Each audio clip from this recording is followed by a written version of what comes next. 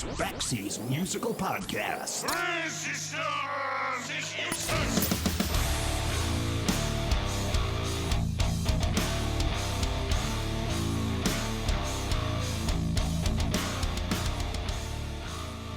Hey, here's something you might not know. Whenever a solo artist records a solo record, he's not always doing it solo. Sometimes the solo artist needs help. In other words, maybe there's always somebody else involved with something. Maybe it's a producer or another songwriter or another musician, somebody who's capable of doing things that the other guy doesn't feel entirely comfortable doing himself. It happens all the time. It's also a fact that once you establish a chemistry with a guy, you sometimes have him back for another round. Maybe it's even for a bunch of rounds. And once that happens, other people take notice and say, hey, look, if that guy keeps using that guy, then maybe that guy could help out that guy, and maybe that guy could help out me. That's what happened between Todd Rundgren and my guest today, bass player Kasim Sulton.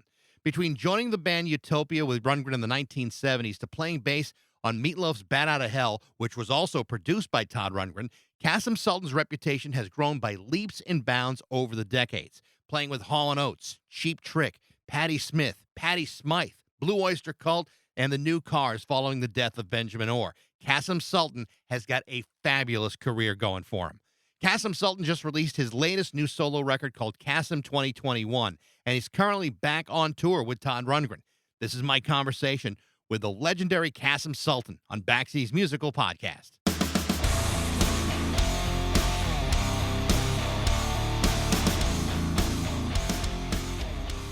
How you doing? I am well, and you? I am very, very good. Yeah, it's a real pleasure to talk to you. I congratulations on the new record. I've been listening Thank you. to it the last couple of days. Kasim 2021. It's a great sounding record, and I love the single "Fast Car." I've been earworming the shit out of that song the last couple of days. That's great. It's great. I love it. You know, I'm a sucker for really well done power pop with a lot of melody and harmony, and that's a great one. Blame Somebody Else is good. Love the message on More Love. They're all really great songs, but the one song on the album that I was really pleased to see is how you closed it with Nick Lowe's "What's So Funny About Peace, Love, and Understanding." That's a great song, and I love the way you arranged that one, to close things out. It's a good choice. Thank you. That was always, the past few solo records. I pick a song or two, a cover song that kind of speaks to me, and I throw that in the mix and see if it fits in the record. This one was a suggestion actually by my producer Phil Thornalley, who said, you want to do a cover song? Let's throw a few ideas around, and he came up with "Peace, Love, and Understanding," because at that time we really didn't have, we didn't have Fast Car on the record when we recorded "Peace, Love, and Understanding." So it was like, that was the aggressive, up-tempo, in-your-face, full pedal to the metal song. And it worked really well. And then when the record was done, I just thought actually that it was a nice bookend to start the record with a song called "More Love" and then close the record with "What's So Funny About Peace, Love, and Understanding." Yeah, the sequencing of the album is very well done. And I know a lot of people don't spend a whole lot of time thinking about that, but it really is one of those things that is kind of important. Sometimes it can make or break a record. Well, it's old school. I don't know how many people actually sit down and listen to a record top to bottom like I used to do when I was younger, and I for the most part I still do. I try not to skip around because out of respect for whatever artist I'm listening to, there's a reason why they put a record together the way they do, and it's because that to them it makes artistic sense. So I just like to respect the artist's idea of how things should be consumed. Right, and there was also a time where there was some cookie cutter approach where the second song of the album was always the single followed up by the ballad, and to have someone say, "No, look, we're going to do it my way," I think it's a cool change. Oh, sure, man, absolutely. The record company who I'm really pleased to be working with, Decco Records. The people at Decco are very, very, they're really kind and very artist artist-centric label, and they listen to the artist as opposed to telling the artist what to do. So in any case, they wanted Fast Car as the first single. And I said, well, I understand where that idea comes from. However, it's not the best indication of what the rest of the record is like. And I really wanted people to have the broadest palette that they possibly could have for what the rest of the record was going to sound like. And that's why I kind of said I'd really like to see More Love as the first single. And of course, much to not to my chagrin, but to my surprise, every interview that I do, the guys are always saying, "I love that song, Fast Car. It's a great song. It's a really great song." And so there you go. What do I know? So who helped you out on this record? I think Prairie Prince played on this, right? Yeah, Prairie's on a couple of tracks. Actually, Prairie plays on Fast Car. That's Prairie on drums. And John Siegler, bass player from the original Utopia, plays bass on a track. Mickey Curry, who's a Connecticut boy, and plays with Bryan Adams. So Mickey Curry plays drums on a couple of tracks. Right. And Keith Scott, Brian's guitar player, plays on a track. And Gil Asayas from the Utopia reunion tour and from this current tour that I'm on with Todd Rundgren, he plays synthesizer on a track as well. A few months ago, I talked to Fee Wable, and we were actually talking about Prairie Prince off the off the air in the interview, and I had been a big fan. I've been a big fan of XTC, which I know Todd was involved in.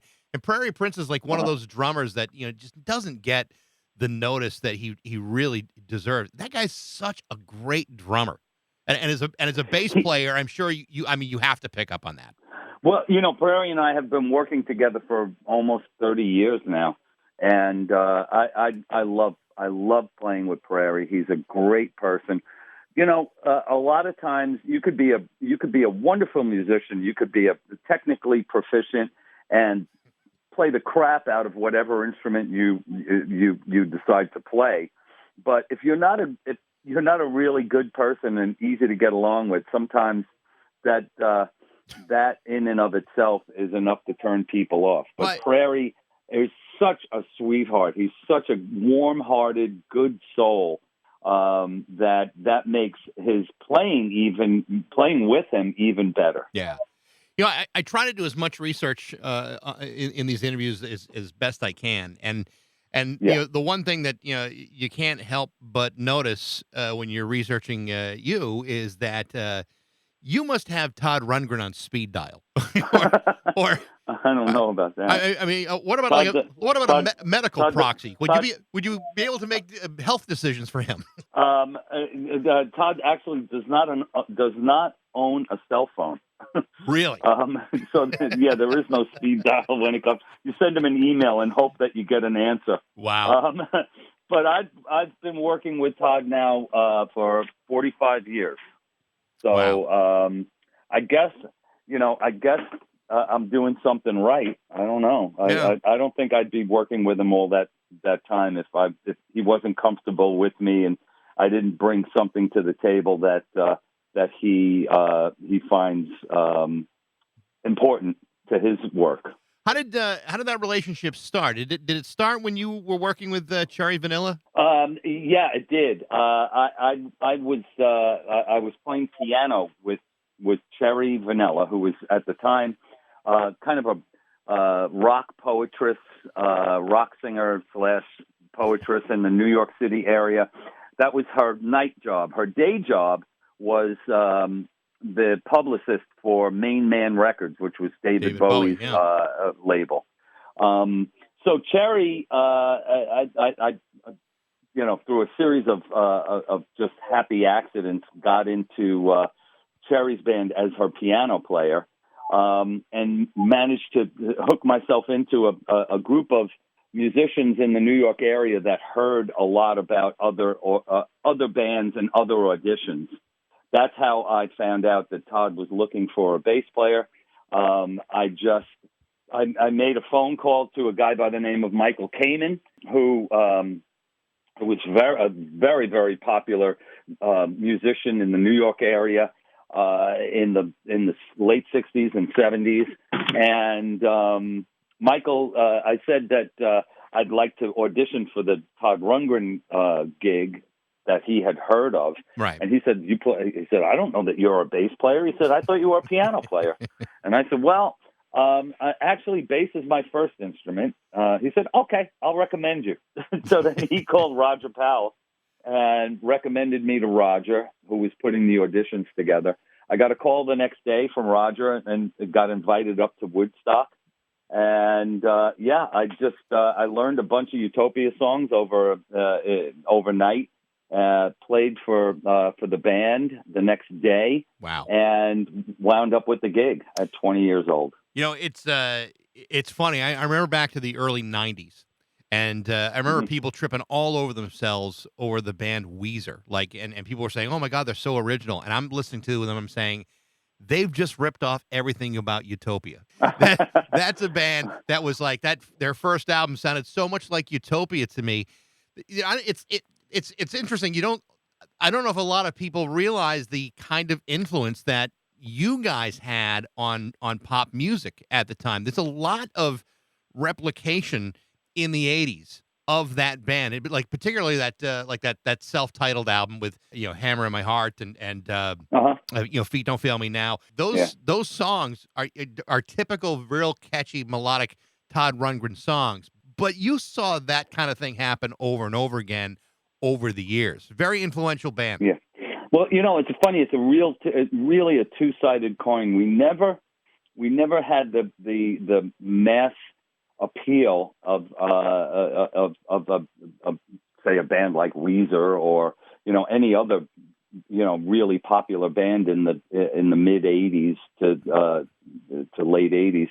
But the thing that I treasure most about that band is other musicians that I admire that come up to me and say, I really love your work with Utopia. Yeah. And that to me, you just can't buy that kind of respect.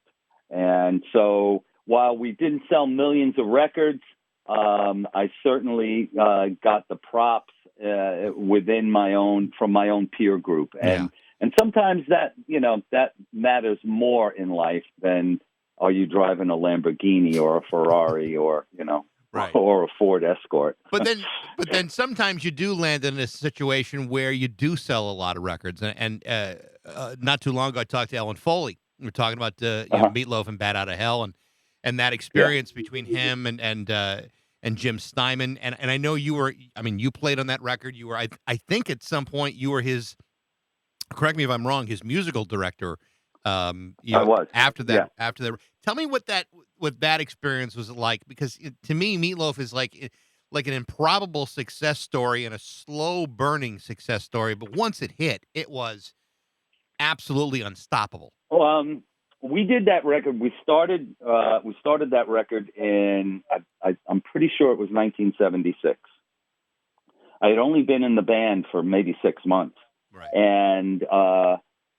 And Todd phone rang in the house that I was renting up in Woodstock, and Todd said, "I'm producing a record. Do you want to play bass on it?" And I was like, "Yeah, sure." He said, "Okay, show up to the studio tomorrow at 1:00, and we'll start learning the material."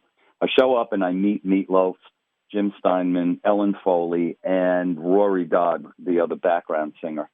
And Jim played the entire record for myself, Todd, Roy Bittan, the piano player for the E Street Band, and Max Weinberg, the drummer for the E Street Band. Right. That was the band. So we learned that entire record as a 4-piece band. We went into the studio a couple weeks later after we played the songs, and we recorded that entire record in about 2 weeks. And I thought at the end of those 2 weeks, at the end of the recording sessions, I thought I would never hear that music again. I will never hear these songs again. I will forget them within, a month, and that's it. It was a good experience for me. It was one of the first albums that I recorded. Right. So about a year and a half later, maybe 2 years later, I'm driving in my car up to Woodstock to start a Utopia record or Utopia tour. And I'm listening to the radio, FM radio in my car, and I hear something that is vaguely familiar on the dial. And I could not, for the life of me, place where I had heard the music before. And then it finally dawned on me. That was the record that I had done a year and a half earlier with that guy Meatloaf and Jim Steinman. And how lucky are they that they got their record on the radio? Meanwhile, cut to today, and it is one of the biggest selling records of all time. Yeah. And just that alone, how many people can say that they have played on one of 5 of the all-time biggest selling records in recorded history? So yeah, I'm very, very proud. I hope you got paid like you were playing on one of the biggest selling records of all time. The funny thing is nobody, there was only a couple of people who made any money from that record, and I was not one of them. Oh, my God. Really?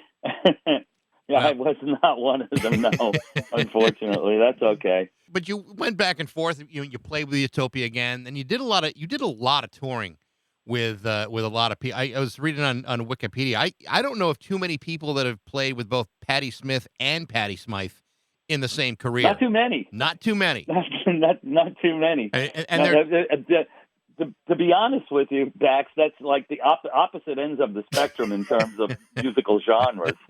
Patti Smith does what she does, and Patti Smythe does what she does, and they're kind of polar opposite.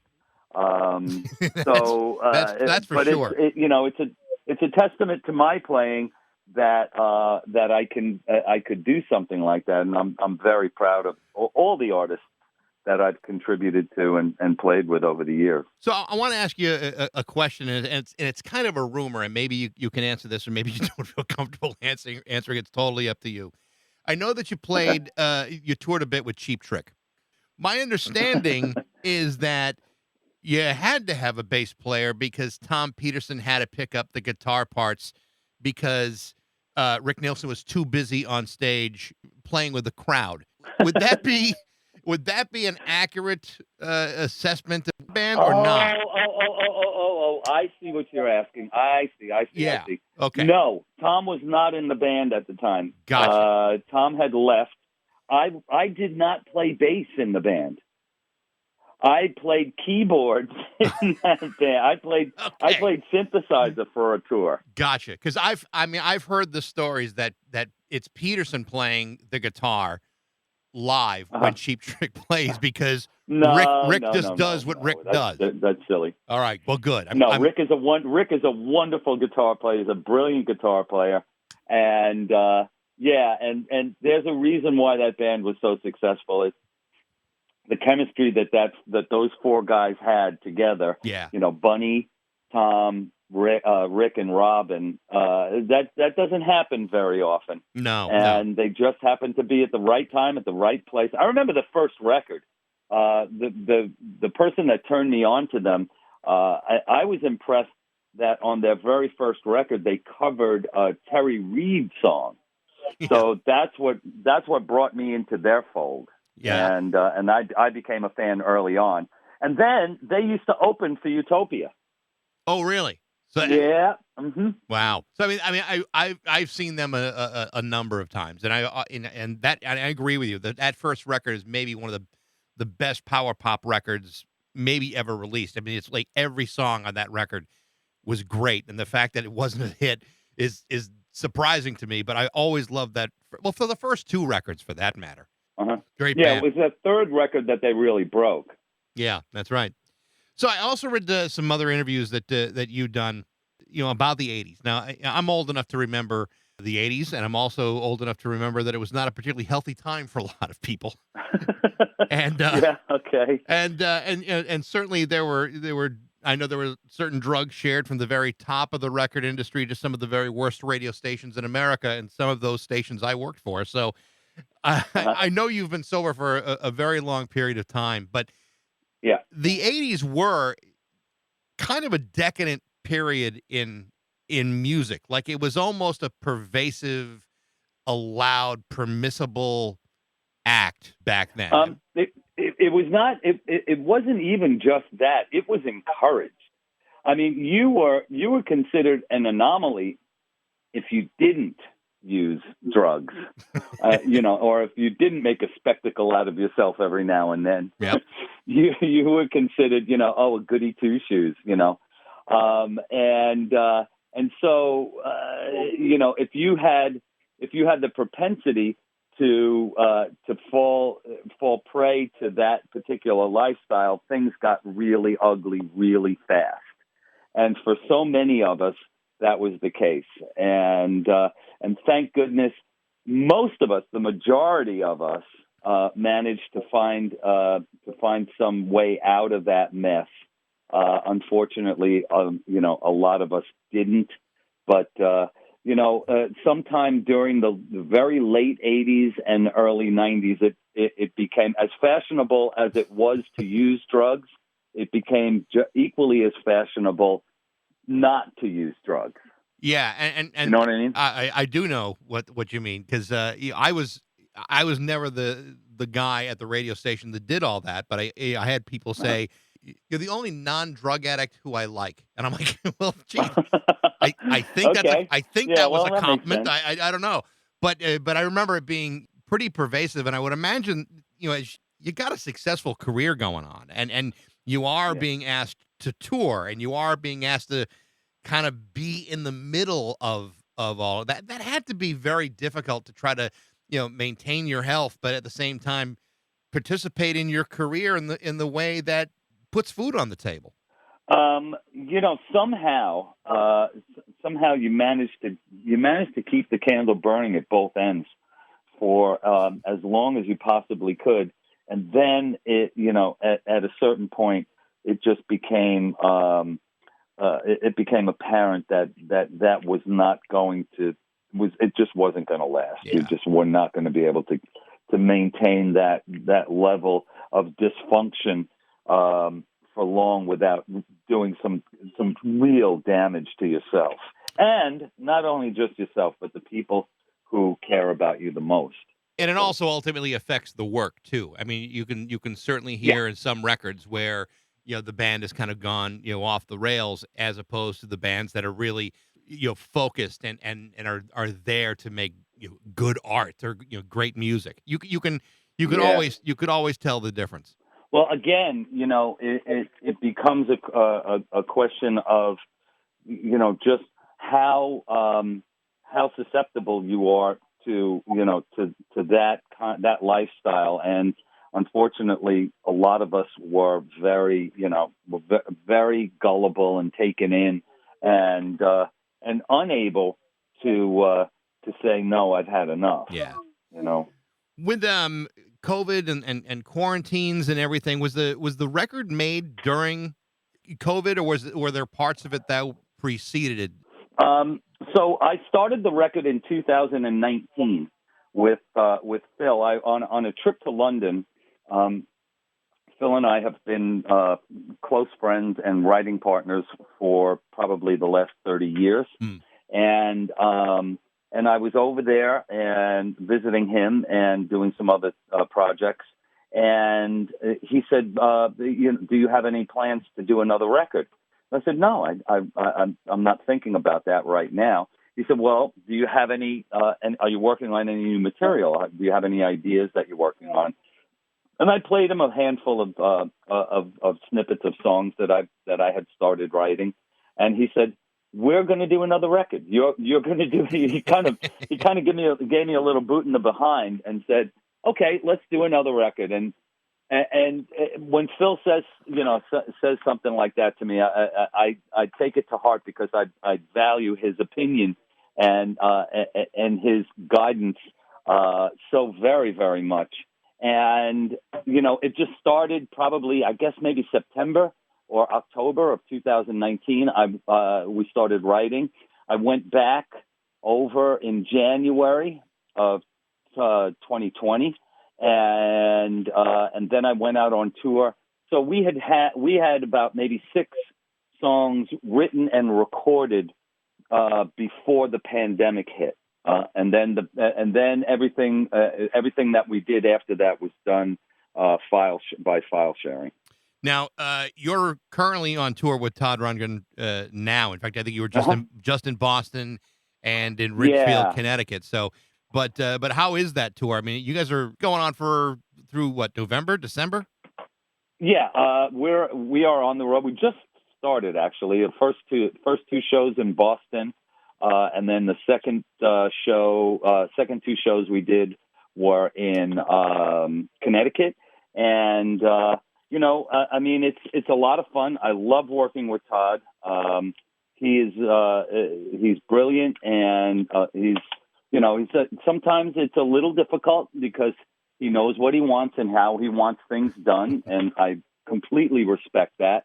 I am the longest surviving member of his solo band, and so this tour is kind of special because we go from the East Coast out to the West Coast later on in the month. Yep. And it's just it's a lot of fun.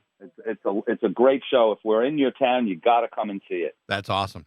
Kasim, it's a real pleasure. I really do like the record a lot. Kasim 2021. It's real infectious, and you did some great work on this thing. Thank you so much, Bax. It was really a pleasure to speak to you, and I really appreciate your help and support. Absolutely. Thank you very much, Kasim. All right, Best man. of luck. Take care. You're very welcome. Thanks for listening. If you like the podcast, feel free to share it, review it, tell all your friends about it, and be sure to follow us on Facebook, Instagram, Spotify, and Twitter. You can email me at bax@rock102.com. I'd love to hear what you think. Thanks again for listening to Baxy's Musical Podcast.